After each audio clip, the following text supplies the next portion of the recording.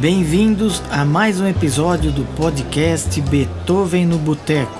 Eu sou Leandro Coelho, sou compositor, arranjador e orquestrador. Eu sou Daniel Stunges, produtor musical, dono do Electro Studio. Nesse 15º episódio, vamos falar de Władysław Szpilman e o filme Pianista. Os tópicos de hoje: o filme Pianista, a música do filme, Chopin, Władysław Szpilman e Rosenfeld, o oficial alemão que salvou o pianista. O primeiro tópico, o filme Pianista. Vencedor de 3 Oscars, melhor ator, melhor diretor e melhor roteiro adaptado e dirigido por Roman Polanski, o filme foi inspirado na história do famoso pianista judeu polonês Władysław Szpilman. O filme se passa no gueto de Varsóvia, no início da Segunda Guerra Mundial. Szpilman e sua família são forçados a irem para o gueto e a viverem em condições insalubres e sob constante pressão nazista. Logo depois, as famílias começam a ser separadas e enviadas aos campos de concentração com promessas mentirosas de trabalho e uma vida melhor. E graças a um conhecido, Władysław Szpilman consegue escapar, mas vive a sua pior fase de esconde-esconde em vários locais entre ruínas da cidade de Varsóvia, devastada pela guerra, buscando sobrevivência. O filme é difícil. Eu assisti na época que saiu, né? Depois não assisti de novo, assisti agora de novo para fazer o programa. Ele mostra muito, sei lá, a banalização da violência, algumas coisas assim, igual o filme mostra, sei lá, como virou normal para aquelas pessoas ver gente morta, tanta violência acontecendo. É um filme pesado, assim. E a história do Polanski é engraçado, né? O diretor é similar à do pianista, bastante, né? Só que ele era criança quando aconteceu, então tem muita coisa desse filme que foi inspirada das coisas que ele viveu, do que ele viu quando ele era criança. Há muito tempo, eu tinha lido até uma entrevista dele sobre isso, contando tudo o que aconteceu com ele, e eu lembro que era bastante similar mesmo. Tinha até alguma cena de, sei lá, coisa que ele viu de escolas, de crianças mortas, que aparece nesse filme também, que foi uma coisa que me marcou e eu nunca esqueci, mesmo tendo visto só uma vez. E toda a família do diretor Roman Polanski foi morta e os sobreviventes foram o pai e ele. O pai dele foi enviado para um campo de concentração na Áustria chamado de Mauthausen. E o que fez o pai sobreviver foi que ele sabia que tinha um filho lá fora do campo de concentração e que queria muito encontrá-lo. Eu acredito que para uma criança se separar dos pais deve ser muito dolorido e triste. E mostra bastante isso no filme, inclusive, né? Ele tinha acho que 6 anos quando começou a guerra, se não me engano, né? 6 anos. Ele ficou indo de família em família, lugar em lugar na Polônia, tentando sobreviver, se fingindo de católico e tudo mais. E o Polanski diz que no filme há judeus bons e maus, alemães bons e maus, e bons poloneses e maus poloneses, e que era assim mesmo na vida real na época. E o roteirista Ronald Harwood, depois de escrever um rascunho, ele encontrou-se com Polanski e disse que o diretor tinha uma memória incrível de quando ainda era uma criança e vivia no gueto de Cracóvia. E Polanski ajudou ele a fazer correções no design. A produção do filme já havia começado e, como por exemplo, ele corrigiu o cinto, as calças e botas dos oficiais alemães. Que memória, né? Caramba, porque o filme é de 2002. Que memória, também é só trauma. Só trauma pra lembrar. Também foi, né? 39 a 45 nessa. E quando o roteirista foi fazer um filme em Praga, eles estenderam bandeiras nazistas nas janelas. E o povo ficou meio que horrorizado. Pra filmar. Mas em Varsóvia, pro filme O Pianista, foi mais tranquilo, porque eles trabalharam com muitos figurantes poloneses e reconstruíram muitos cenários que não existiam mais. E tem uma passagem interessante sobre os sets de filmagens, que eles procuravam uma vila ou alguma parte de alguma cidade antiga que poderia ser explodida ou destruída, e a produção viajou pela Europa inteira e não encontrou nenhum lugar. E eles estavam gravando em um estúdio em Berlim, e o produtor se encontrou com o prefeito da cidade e o prefeito disse, abre aspas, temos um quartel soviético que queremos explodir, utilizem esse local para a gravação de vocês. Fecha aspas. E foi então que gravaram aquela cena em que Spielman, né, o pianista, caminha pela cidade toda destruída e cheia de neve. Caramba, eu tava me perguntando mesmo se aquilo era cenário, como tinha sido feito aquilo. Então era um cenário de verdade, era um lugar mesmo. Isso, era um cenário real, era um campo soviético. Caramba, mano. Destruída no final da guerra. Tem poucos lugares que se manteve assim, como por exemplo em Berlim, no centro, assim, tem uma igreja, tem uma parte, né, de uma igreja que está toda destruída, e ao lado dela levantaram uma igreja nova, mais moderna. Mas você percebe que foi mantido, né, essa parte, essa torre da igreja destruída, tem até marca de tiros nas paredes, e tem várias partes das paredes que estão destruídas e com marcas de tiros. Porque Berlim foi basicamente destruída no final da guerra, como várias cidades alemãs, foi bombardeada até não poder mais, e não sobrou muita coisa, tiveram que reconstruir quase tudo. Eu nunca fui pra lá, né, mas eu sei que tem prédios que você ainda vê os tiros, né, da Segunda Guerra, né. E o que chama muito atenção são as partes, né, os prédios destruídos, partes de prédios, né, junto com a parte moderna, né, a cidade moderna, assim, né, os prédios novos. É um lembrete do que aconteceu, né.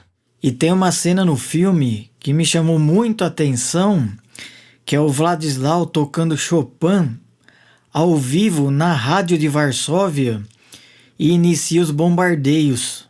É uma das minhas cenas favoritas. Também, uma das minhas cenas favoritas. E uma moça encontra com ele em meio ao tumulto que se formou, e ela diz que veio somente para conhecê-lo e adorava o modo que ele tocava piano. Tem até uma frase dela que ela diz: ninguém toca Chopin como você. Eu fui pesquisar sobre essa cena e é real. Essa cena tinha sido a última transmissão de rádio polonesa ao vivo em 23 de setembro de 1939, quando Varsóvia foi invadida pelo exército alemão. Então, no filme, eles reproduziram exatamente o que aconteceu. Explode as bombas, você vê o prédio tremendo e ele continua tocando. Isso, ele continua tocando e ele só sai dali, só sai da sala onde está o piano, quando explode uma bomba ali na técnica, né? Que começa a voar concreto para tudo quanto é lado. Tá, o técnico lá gesticulando, para. Exato. E o diretor, ele colocou cenas no filme que aconteceram mesmo quando ele era criança, como por exemplo, a cena em que o senhor leva um tapa na cara porque ele estava andando na calçada e não na sarjeta. Ah, sim. Era o pai dele, né? Isso, era a cena do pai do pianista. Polanski viu algo assim acontecer. Isso, aconteceu a mesma coisa com o pai do Polanski. Tem umas coisas que você vê nesse filme que parece até ficção, de tão absurdo que é. Mas não, acontecia mesmo. Tem uma outra cena também que me chamou a atenção, que uma mulher é morta só porque fez uma pergunta ao soldado alemão. Ela faz uma pergunta e leva um tiro, tipo, do nada, assim. E essa cena também aconteceu na vida real, o Polanski presenciou, né, e trouxe para o filme. Crime de guerra atrás de crime de guerra lá. A lista de Schindler mostrava algumas coisas similares também a isso. Mostrava também. E uma outra cena que tem no filme e que o Polanski presenciou na vida real foi quando o pianista é tirado de uma fila Ah, sim, sim. Aham. indo pro trem, pro campo de concentração. Ele começa a correr e o soldado que o ajudou disse: "Não corra, ande." Então isso aconteceu também. Ele presenciou essa cena. É mesmo? Caramba. Pela experiência dele, era a pessoa certa pra dirigir um filme sobre essa história, né? É muito parecido com o que ele viveu. Eu acho que por isso que o filme parece ser tão real, né? Ele é tão chocante pelo Roman Polanski ter vivido isso, né? Na realidade, né? É a vida real, né? Foi a vida real, né? Foi o que aconteceu realmente. Assistindo o filme, às vezes eu sentia meio como se fosse quase um documentário, sabe? A forma como ele consegue mostrar o ponto de vista do personagem, não é aquele estilo cinematográfico, sabe? Tipo de filme de guerra, é hollywoodiano, é. Então fica um negócio meio documentário, assim, de certa forma. Parece que você tá assistindo mesmo tudo aquilo acontecer. E é isso que também choca e incomoda tanto no filme, né? Tipo, várias cenas de, tipo, o pessoal lá se rebelando contra os nazistas, você vê o ponto de vista dele lá, da janela em que ele tá. Então fica bem esse negócio, parece documentário mesmo.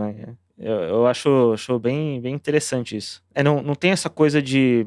A gente tava falando de cinema hollywoodiano, tipo Resgate do Soldado Ryan, sabe? É incrível aquela cena do início deles, né, no dia D e tal, mas é bem hollywoodiano mesmo, a explosão, a forma como a câmera tá. Esse filme não, nossa, você vai devagar vendo tudo acontecendo pelos olhos dele mesmo e é pesado, assim. É zero glamour, não é nada glamourizado. Mostra o horror que era mesmo, o horror e a banalidade daquilo. E a banalidade é uma das coisas que mais incomoda. Tipo aquele filme mais novo, tipo A Zona de Interesse, não sei se você assistiu. Que são os nazistas morando do lado do campo de concentração de Auschwitz, e é justamente essa banalização da violência, do ódio que choca, incomoda tanto. Assisti esse filme e o som nesse filme é importantíssimo, né? Porque ele mostra, tá lá o som dos horrores, mas não mostra as imagens. Não mostra, você ouve, Tá sempre lá, mas tá ouvindo, você não tá vendo, Acho que ganhou o Oscar, não ganhou? Pelo som? Sim, ganhou o Oscar de melhor som. Próximo tópico agora, vamos falar sobre a música do filme. A trilha sonora do filme são 11 faixas, 8 são composições de Chopin, uma composição orquestral escrita pelo compositor polonês Józef Kilar e tocada pela Orquestra Nacional Filarmônica de Varsóvia, e a última faixa é uma mazurca de Chopin, tocada pelo próprio Władysław Szpilman. Ah, nossa, eu não sabia, ele mesmo. É uma gravação dele. Sim, é uma gravação dele mesmo. Agora falando um pouquinho do compositor Józef Kilar, ele nasceu em uma cidade da Polônia que agora o nome é Lviv, fronteira com a Ucrânia. Os trabalhos mais conhecidos dele são Drácula de Bram Stoker de 1992, O Último Portal de 1999 e O Pianista de 2002. Você sabia que ele tinha escrito a trilha de Bram Stoker Drácula? Sabia, deu uma pesquisada. Mas, sim, eu não sabia antes, até pesquisar para esse episódio, né? Eu gosto bastante daquele filme, Drácula de Bram Stoker. O Último Portal, eu me divirto assistindo, mas é meio ruim. Nossa, eu nunca assisti, nunca parei para assistir esse filme. Nunca assisti, é do Polanski também. É com Johnny Depp. É meio suspense meio terror. Não é tão terror, mas assim, é um cara que trabalha com livros, tipo um detetive de livros. É um negócio meio estranho que o Johnny Depp faz, né? E aí um bilionário chama ele que ele comprou uma cópia de um livro que falam que foi o próprio diabo que, sei lá, inspirou um cara a escrever, o diabo que escreveu. E ele descobriu que tem outras cópias, ele quer que o Johnny Depp descubra qual que é a original, se é dele e se é dos outros caras. Aí ele paga uma viagem pro Johnny Depp pra Europa pra ir nesses lugares. Que doido, mas o filme é muito ruim mesmo, tipo, você não gostou de nada. Não, pior que eu gosto, mas é meio ruim. Poderia ser bem melhor. Tem umas coisas que tem que assistir pra ver. Tipo, sei lá, o cara vai entrar no elevador particular pra eles olharem o livro, você vê que ele digita assim, tipo, 66 ou 666, não lembro, sabe? Você fica, meu... Tipo, umas coisas bem óbvias, assim, de filmes de terror. Aí, em Portugal, os caras falam em espanhol. Você fica, meu, como assim? Tipo, o Polanski, ainda que é europeu, deveria saber a diferença. Se fosse um americano, pelo menos você até desculpava um erro grosso desses, mas é difícil, né? Um europeu errar um negócio desses. Pô, os caras estão em Portugal lá, estão falando tudo em espanhol, muito estranho, não dá, cara. Só faltou falar o português do Brasil, né?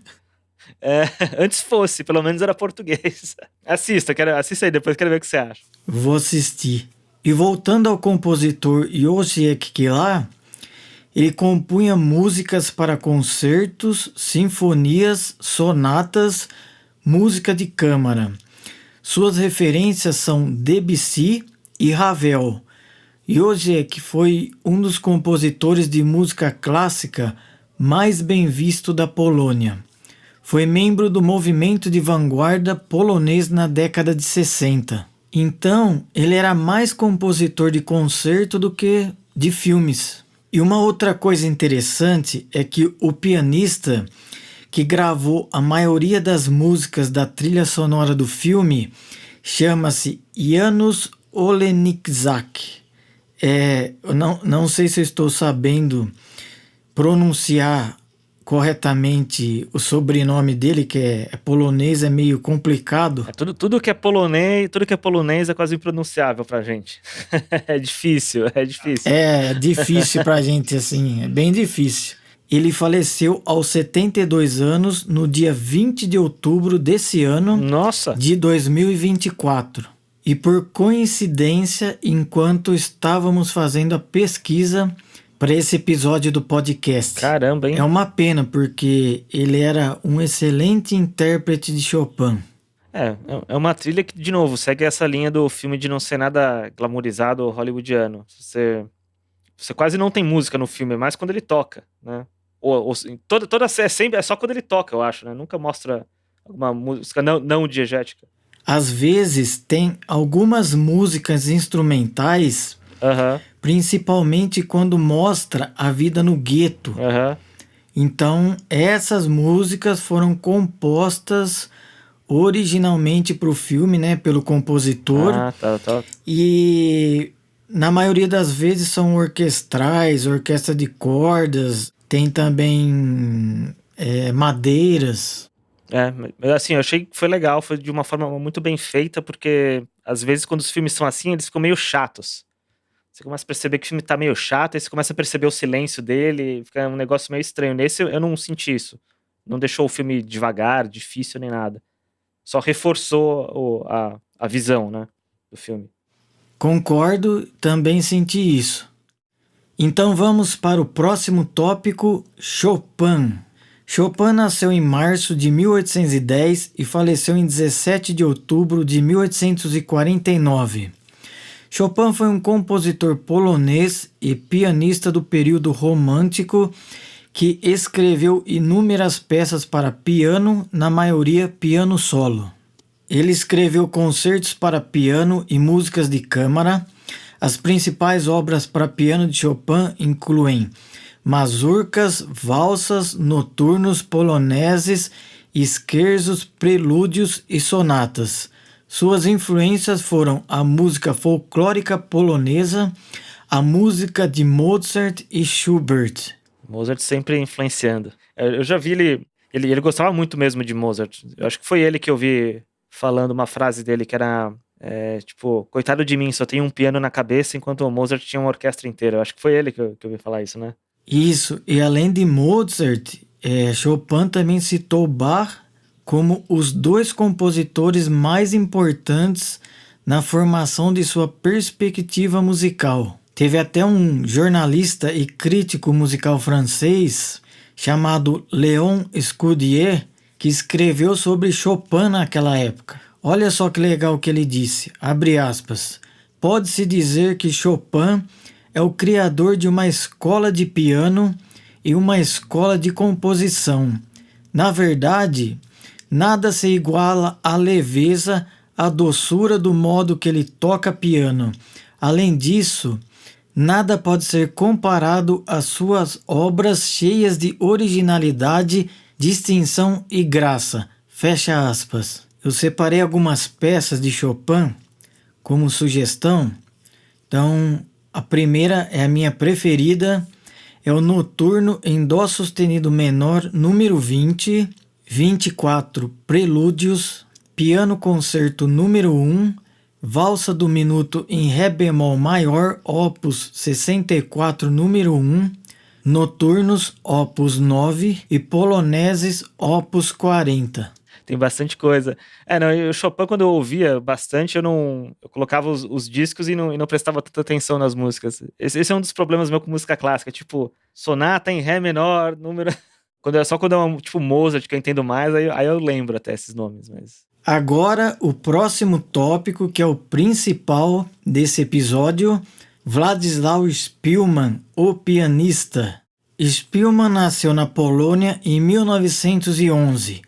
Quando criança, teve aulas de piano com Józef Śmidowiec e Aleksander Michalowski, alunos de Liszt. Nossa senhora, os caras tiveram aula com Liszt.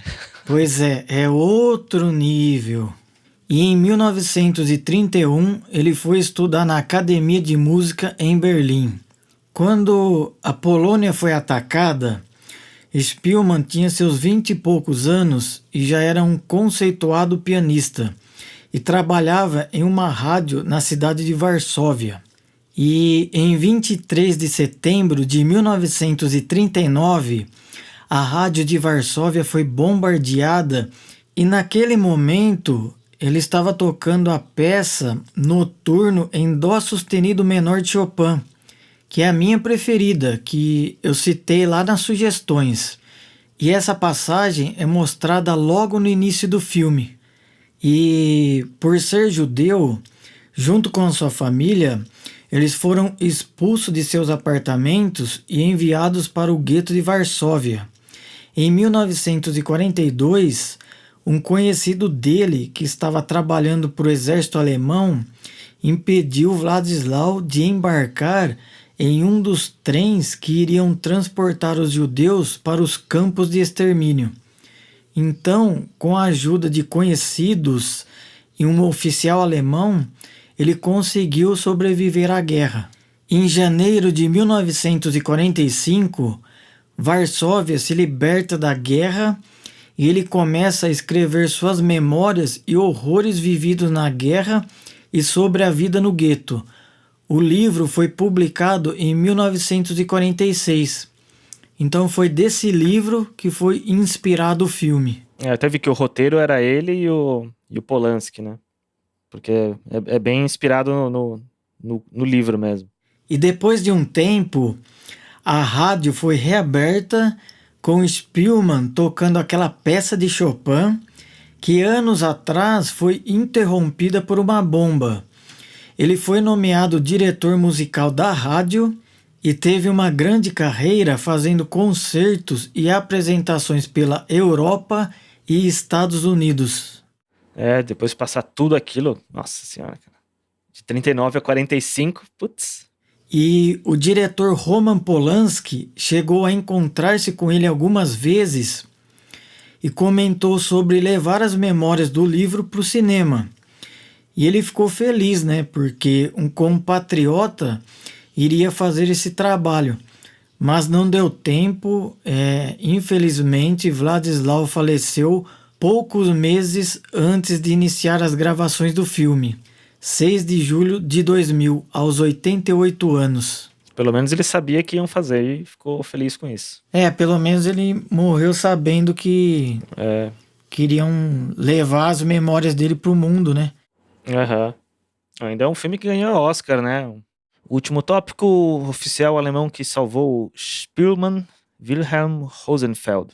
O filme Pianista mostra um oficial alemão que ajudou Szpilman enquanto ele se escondia nas ruínas da cidade devastada pela guerra. O nome desse oficial era Wilhelm Rosenfeld. O pianista não foi o único que ele ajudou a salvar. mas também salvou outros judeus durante o Holocausto. Teve bastante gente que se arriscou assim, mas sei lá, é difícil, porque até mostra no filme, se você, sei lá, ajudasse alguém, a pena era de morte se pegassem você, né? Rosenfeld nasceu em 1895 em uma família católica e formou-se professor. Com o início da Segunda Guerra Mundial, ele já inicia com a patente de sargento e seu batalhão é transferido para a Polônia, onde permaneceu até o final da guerra. Durante seu trabalho como oficial, ele se correspondia com a esposa através de cartas, que tornou-se um livro com o nome de Ich versuche jeden zu retten. O significado é: eu estou tentando salvar a todos.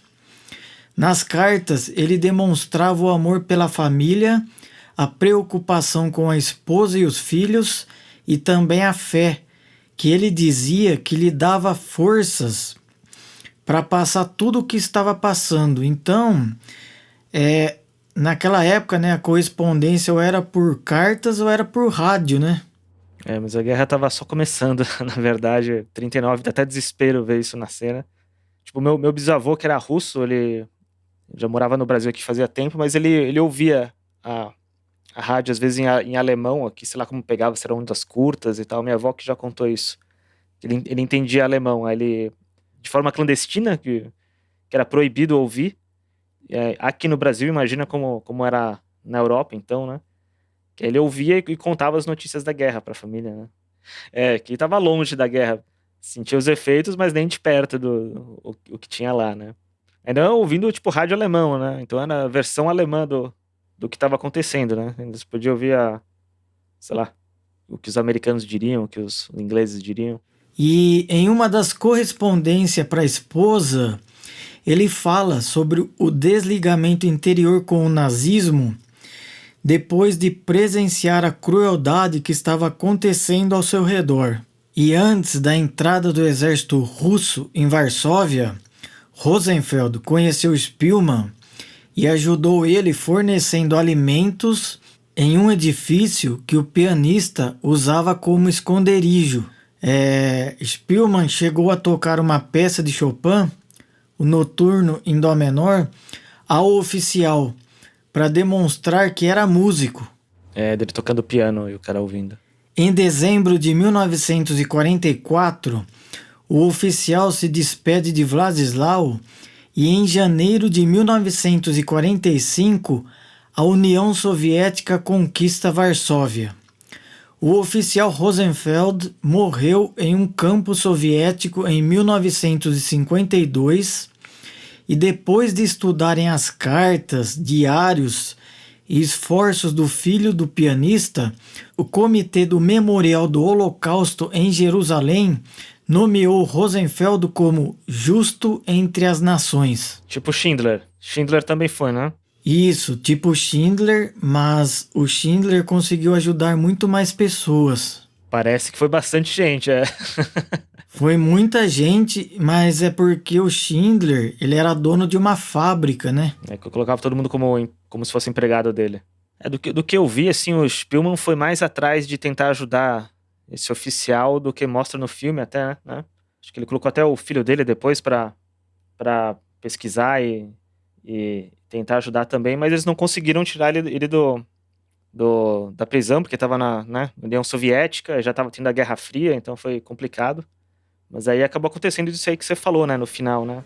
Ele foi reconhecido, né, como justo entre as nações, é isso? É isso mesmo, justo entre as nações. Então vamos finalizando mais um episódio do podcast Beethoven no Boteco.